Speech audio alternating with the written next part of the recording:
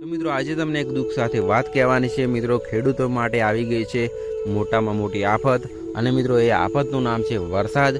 કારણ કે મિત્રો અત્યારે ખેડૂતોના ખેતરમાં અવનવા પાક જમીનમાંથી કાઢેલા હતા અને અવનવા પાકનું વાવેતર કર્યું હતું। તો મિત્રો અમારે પણ એવી રીતે મગફળીનું વાવેતર કરેલું છે ને એક વરસાદના લીધે મિત્રો અમે અડધી મગફળી બગાડી રહ્યા છીએ ને અત્યારે આ થોડી મગફળી ઊભી છે મિત્રો, જે તમે આ વિડીયોની અંદર જોઈ શકો છો। માત્ર આટલી મગફળી ઊભી છે અને આનાથી વધારે તો અમે બગાડી રહ્યા છીએ, એટલે એક વરસાદના લીધે। અને મિત્રો આ આફત એક ખેડૂતો માટે મોટામાં મોટી છે। બાકી ખેડૂતોને કોઈ જીવજંતુ કે કોઈ પ્રાણી નુકસાન ના કરે એટલું મોટું નુકસાન એક ખાલી વરસાદ એટલે 2 થી 3 દિવસમાં વરસાદ કરી નાખે છે મિત્રો। તો મિત્રો જો અમારે આ મગફળી વાવેલી હતી ને અત્યારે તે સડી રહી છે, તેના પત્તા અને જે ચારો થાય મિત્રો એ સડી રહ્યો છે અને મિત્રો અંદર મગફળીનો જે અંદર દાણા બેઠા છે એ પણ સડી રહ્યા છે। તો મિત્રો હવે આ આફતનું કોઈ નિવારણ લાવી નથી શકતું, કારણ કે વરસાદ એક કુદરતી આફત છે અને મિત્રો હવે તેની સામે આપણે લાચાર છીએ। તો મિત્રો બધા ખેડૂતો જાણતા જ છે મિત્રો। અને મિત્રો આ ખેડૂતોની વેદના એક ખેડૂત જ સમજી શકે, બાકી કોઈની તાકાત નથી કે ખેડૂતની વેદના સમજી શકે મિત્રો। કારણ કે મિત્રો અત્યારે અમને પણ દુઃખ થાય છે એટલું અત્યારે જો બીજા કોઈ ખેડૂતોને અમારા કરતાં પણ વધારે ધાન બગડતું હશે તો મિત્રો વિચારો કે એને કેટલું દુઃખ થતું હશે।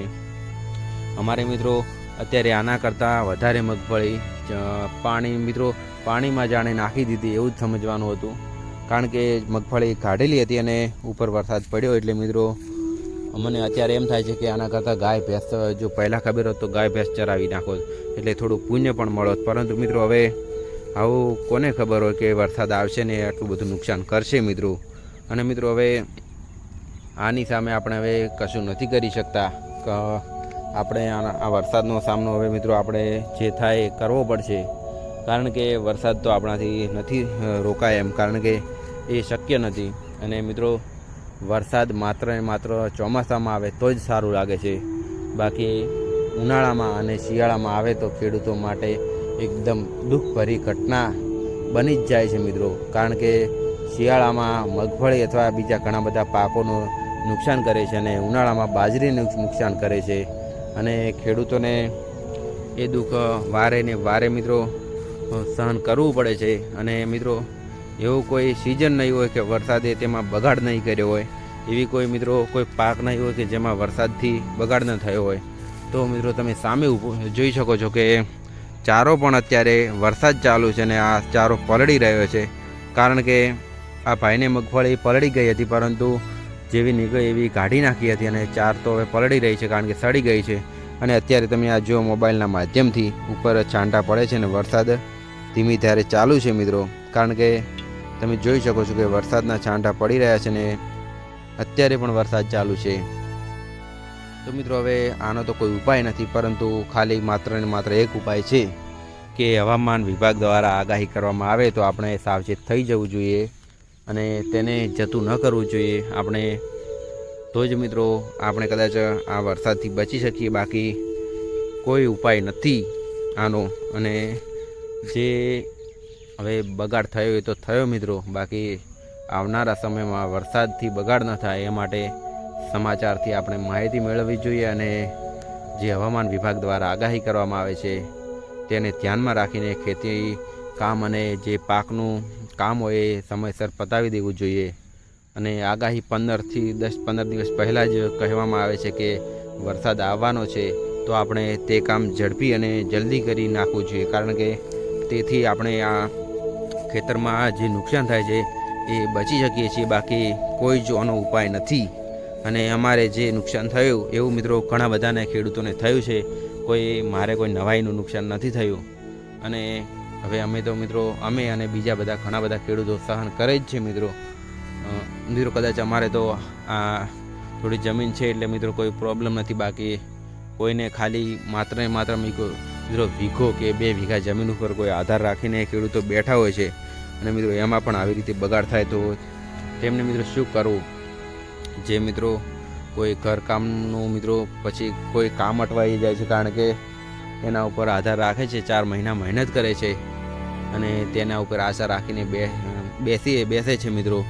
અને 5મા મહિને એ બધી જ 4 મહિનાની મહેનત 5મા મહિને મિત્રો પાણીમાં ફેરવાઈ જાય છે। કારણ કે મિત્રો વરસાદનો એક જ એવો નિયમ હોય છે મિત્રો જ્યારે આપણે વાવેતર કરીએ છીએ કાં તો ત્યારે આવે, બાકી જ્યારે આપણો પાક તૈયાર થઈ જાય કાં તો ત્યારે આવે, બાકી વચમાં વરસાદ આવતો નથી અને મિત્રો વરસાદ બગાડ કરે છે. એટલે હવે મિત્રો આપણે હવે આ બાબત ખાસ ધ્યાન રાખવી કે હવામાન વિભાગની આગાહી કરે તો આપણે તરત જ ઝડપથી પાક લઈ લેવો અને આપણે નુકસાન ન થાય એવી રીતે કામ કરવું ખેતરની અંદર. અને મિત્રો અત્યારે ઘણા બધા સમાચારમાં હોય છે કે વરસાદ આવવાનો છે એવા સમાચાર હોય જ છે, તો આપણે અત્યારે કામ કરવાનું ખેતરની અંદર. અને ઘણા બધાને નુકસાન થયું છે મિત્રો, એ તો અત્યારે બધા ખેડૂતો એકબીજાને જાણે જ છે કે બધાને નુકસાન થયું જ છે. તો મિત્રો હવે આપણને બીજાની જેમ એવી ટેવ નથી કે કોને કોને મગફળી બગડી કોમેન્ટ કરો, એવી મિત્રો આપણે ટેવ નથી. કારણ કે આ તો જેને બગાડ થયો એને જ ખબર છે મિત્રો, બાકી આપણે એવું કશું નથી કહેતા કે તમે કોમેન્ટ કરો તમારે કેટલી મગફળી બગડી, એવું મિત્રો આપણે કશું નથી કહેતા. હવે જે બગાડ થયો એ તો થયો, બાકી આપણે સાવચેત રહેવું જોઈએ. અને આ વિડીયોના માધ્યમથી આપણે ખાલી એટલું જ કહેવા માગીએ છીએ કે હવામાન વિભાગ અને ખાસ સમાચારની માહિતી મળે કે વરસાદ આવવાનો છે તો આપણે એકદમ ચકિત થઈ જવાનું હોય છે અને બગાડ ન થાય એ માટે ખાસ ધ્યાન રાખવું જોઈએ. અને જોઈ લો મિત્રો અત્યારે મસ્ત મજાનું હવે વાતાવરણ તો અત્યારે એકદમ ઠંડુ થઈ ગયું છે, પરંતુ હવે મિત્રો આ વરસાદ રહી જાય તો સારું. અને સંધ્યાનો સમય થઈ ગયો છે અને અત્યારે મિત્રો હવે વરસાદની આગાહી મુજબ 3 તારીખ કે 2 તારીખ પછી વરસાદ રહેવાનો છે એવી મિત્રો આગાહી છે.